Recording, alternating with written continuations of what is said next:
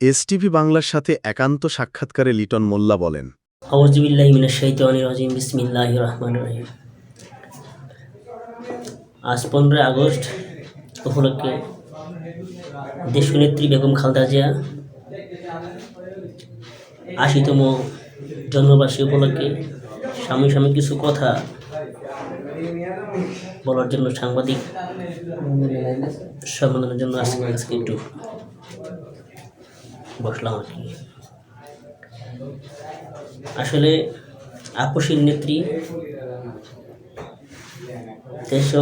দেশপ্রেমী chairperson Begum Khaleda জিয়ার আজ ৮০তম জন্মবার্ষিকী উপলক্ষে সবাইকে ধন্যবাদ ও আন্তরিক মোবারকবাদ জানাচ্ছি। আসলে মূলত আমাদের তেমন বলার কিছু নাই, তারপরও আমরা জাতীয়তাবাদী দল বিএনপি করি। আমরা আমাদের নিজের থেকে কিছু কথা না বললেই নয়। আমি মনে করি উনি যেই অত্যাচার নির্যাতিত হয়েও আমাদের পাশে আছে, আল্লাহর কাছে লাখো শুকরিয়া জানাই এবং দেশবাসীর পক্ষ থেকে আমরা সবাইকে আন্তরিকভাবে আবার ধন্যবাদ জানাই যে জাতীয়তাবাদী দল বিএনপির পাশে থাকার জন্য এবং দেশনেত্রী বেগম খালেদা জিয়ার সাথে থাকার জন্য, দেশনায়ক তারেক রহমানের পাশে থাকার জন্য সকল অঙ্গ ও সংগঠনের প্রতি আমার সালাম ও শ্রদ্ধা জ্ঞাপন করছি। সিদ্ধিরগঞ্জ থানা ২ নং ওয়ার্ড কর্তৃক সাবেক কাউন্সিলর জনাব মোহাম্মদ ইকবাল হোসেন ভাই, আপনারা ইতিপূর্বে জানেন যে উনি তিনবার পাশ করার পরও এলাকায় ঢুকতে পারে নাই। অনেকে হয়তো প্রশ্ন করবেন যে আসলে কেন ঢুকতে পারে নাই। একটি কারণ, তিনি বিএনপির রাজনীতি করেন এবং দেশনেত্রী বেগম খালেদা জিয়াকে ভালোবাসেন, জনাব তারেক রহমানকে ভালোবাসেন ও দলকে উনি ভালোবাসেন। ওনার অপরাধ এবং দোষ আমি মনে করি ব্যক্তিগতভাবে শুধু এটাই। এর জন্য ওনাকে হামলা মামলা যা কিছু আছে অর্থনৈতিকভাবে পঙ্গু করে দেওয়ার জন্য এই আওয়ামী লীগ স্বৈরাচার শেখ হাসিনা ওনার লেলিহাতে কিছু কুকুর দ্বারা ওনার পিছনে লাগিয়ে দিয়েছে। শুধু তাই নয়, বিগত 15 থেকে 16 বছর আপনারা জানেন যে একজন ভ্যান ড্রাইভার থেকে শুরু করে রিক্সাওয়ালা পর্যন্ত নিরাপত্তাহীন ছিল।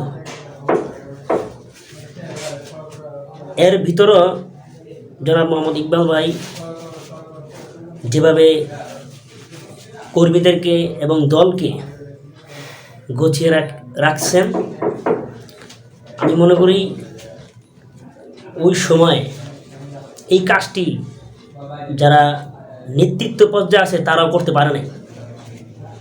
উনি যা করছে সিদ্ধিরগঞ্জবাসীর জন্য। আসলে আমরা যেটা ন্যায্য কথা যদি আমরা না বলি, ঘরে বসে থাকি, আমার মনে হয় সেটা ইমানের কোনো দায়িত্ব মনে হয় না। যা সত্ত্বেও আপনারা তা প্রকাশ করেন ব্যক্তিগতভাবে, যে যেখানে আছেন সেখান থেকে বসে প্রতিক্রিয়া জানান, ধিক্কার জানান, ঠিক আছে, যার যেভাবে মনে চায় সেভাবেই করেন। তা আসলে উনি যে হামলা খাওয়ার পরও দলকে আগলে রাখছেন এবং দল থেকে উনি বিচ্ছিন্ন হয় নাই। ওনাকে কিন্তু অনেক জায়গার থেকে প্রমোট আসছে এবং আপনারা জানেন সময় পাবেন শামীম ওসমান যে গডফাদার, উনিও কিন্তু ওনাকে হুমকি দামকি এবং ক্রসফায়ার অর্ডার দিয়েছে যে যেখানে ওনাকে পাবে সেখানেই ওনাকে গুম অথবা হত্যার হুমকি সবসময় দিয়ে আসা হয়েছে। তারপরে উনি এগুলা মৃত্যুকে পরোয়া না করে দলকে ভালোবেসে এবং এই সিদ্ধিরগঞ্জবাসী 2 নং ওয়ার্ড জনগণকে ভালোবেসে আগলে রেখে উনি এই রাজনীতি করে গেছেন। এবং রাজপথে আপনারা শুধু আসলে আমার মুখের কথা না, আপনারা মিডিয়ার মাধ্যমে দেখতে পারবেন প্রত্যেকটি জায়গায় জনাব মোহাম্মদ ইকবাল ভাই একেবারেই সকলের সামনে দাঁড়িয়ে উনি সবসময় রাজনীতি করে গেছেন। শুধু তাই নয়, উনি এই সিদ্ধিরগঞ্জবাসীর জন্য এতটা কাজ করছে যা বলার মতো না, ভাষার মতো, আসলে বলার মতো আমাদের ভাষা নেই। তাই আমি আমার বিবেকের থেকে এ কথাগুলো বলছি যে আসলে জনাব মোহাম্মদ তারেক রহমান সাহেব দলের কান্ডারি, ওনার দৃষ্টি আকর্ষণ করে আমি বলতে চাই দু চারটি কথা। যে আসলে মানুষ কিছু দুষ্কৃতিকারী আছে যারা অন্যের পিছনে সবসময় দোষ গুণ সবসময় বাঁচে। আসলে এই ধরনের কিছু মুনাফেক আছে যারা একটা লোক যদি ভালো কাজ করে তারপর ওটা রিপ্লাই করে। তো এদের থেকে যেন দল এবং দলের যারা সিনিয়র নেতা আছে খুব সাবধান, সতর্ক থাকার জন্য আমি বিএনপি যারা সিনিয়র নেতৃবৃন্দ আছে ওনাদের প্রতি আমি সম্মান রেখে কথাটা বলছি যে উনি যে বিগত 16 থেকে 17 বছর যে আত্মত্যাগ দিয়েছে, এই আত্মত্যাগের বিনিময়ে উনি অবশেষে কি পেয়েছে দলের প্রতি আমার প্রশ্ন রইল। এবং মানুষ অনেক কিছু শোনে, অনেক কিছুই দূর থেকে শোনে, আসলে শোনা কথাটা না শুনে বাস্তব যেটা সেটা হলো প্রমাণ এবং পুনরায় তদন্ত করে বিষয়গুলা আসলে কতটুকু সত্য যাচাই করা উচিত আমি মনে করি। তারপরেও দল আমার চেয়ে ভালো জানে, আমি কখনোই দলকে ছোট চোখে দেখি না, আর ছোট করার চিন্তা আমার কাছে নাই। সিদ্ধিরগঞ্জবাসীর একটাই প্রত্যাশা, আমরা আসলে মূলত আমি ব্যবসা করি, ব্যবসায়ী সিনিয়র সহসভাপতি হিসাবে ব্যবসায়ীদের পক্ষ থেকে আমি এই প্রতিবাদ ও ধিক্কার জানাই